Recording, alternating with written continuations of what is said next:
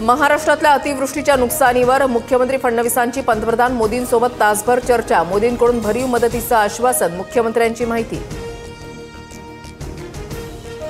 PM care प्रमाणे तयार झालेल्या सीएम केअर फंडातले 600 कोटी कोरोनामध्ये खर्च करू शकले नाहीत। त्यांनी शहाणपण शिकू नये। मुख्यमंत्री फडणवीसांचा उद्धव ठाकरेंवर पलटवार।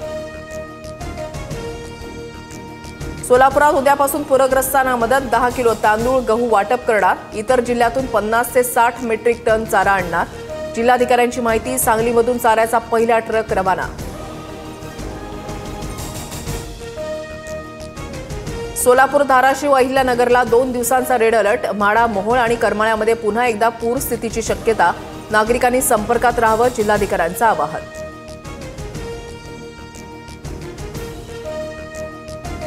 नांदेड जिल्ह्यामध्ये ऑरेंज अलर्ट जारी। खबरदारी म्हणून जिल्ह्यातील सर्व शाळा महाविद्यालयांना उद्या सुट्टी। मागील काही दिवसांपासून झालेल्या अतिवृष्टीनं अनेक घर पुराच्या पाण्याखाली।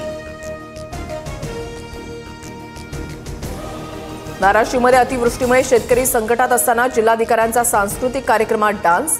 कलाकारांच्या आग्रहामुळे व्यासपीठावर गेलो। चौफेर टीकेनंतर जिल्हाधिकारी कीर्ती पुजार यांची दिलगिरी।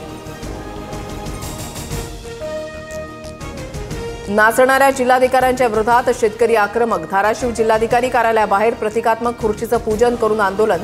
आंदोलनावरून पोलिसांसोबत जोरदार बाचाबाची। धाराशिवमध्ये विदारक परिस्थिती। सर्वांनी याचं भान ठेवावं। जिल्हाधिकारी असंवेदनशील वागले, कारवाई झालीच पाहिजे। ठाकरेंच्या शिवसेनेचे खासदार ओमराजे निंबाळकरांची माहिती।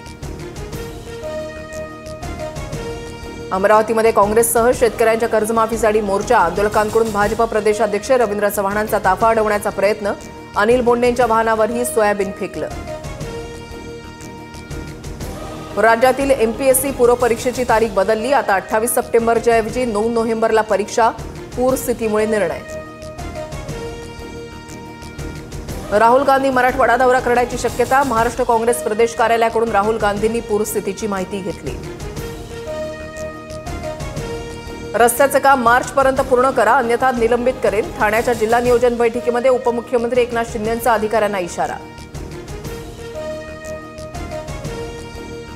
ओबीसी मेळाव्याच्या बॅनरवर फोटो नसल्यानं नाराज लक्ष्मण हाके। चळवळीतून बाहेर पडण्याच्या चर्चा। मी मेंढपाळाचा मुलगा, बॅनर छापू शकत नाही। आंदोलनामध्ये असेल की नसेल, उद्या भूमिका जाहीर करणार। हाकेंची फेसबुक पोस्ट। निलेश घायवळ याच्या अटकेसाठी पुणे पोलिसांकडून लुकआउट नोटीस जारी। कोथरूड गोळीबार प्रकरणी घायवळ टोळीवर मकोका अंतर्गत कारवाई। घायवळ लंडनमध्ये असल्याची माहिती। बीडमध्ये पत्रकाराच्या मुलाच्या हत्येप्रकरणी आरोपी सूरज काटेला 7 दिवसांची पोलीस कोठडी। महिनाभरापूर्वीच्या बर्थडे पार्टीतील वादातून यश ढाकाची निर्घुण हत्या। भारत पाकिस्तान सामन्यादरम्यान फायटर विमानाची ॲक्शन भोवली। पाकचा खेळाडू हारिस रौफवर आयसीसीची कारवाई। मॅच फीमधून 30% दंड म्हणून कापणार, तर साहिबजादाला समज देऊन सोडलं।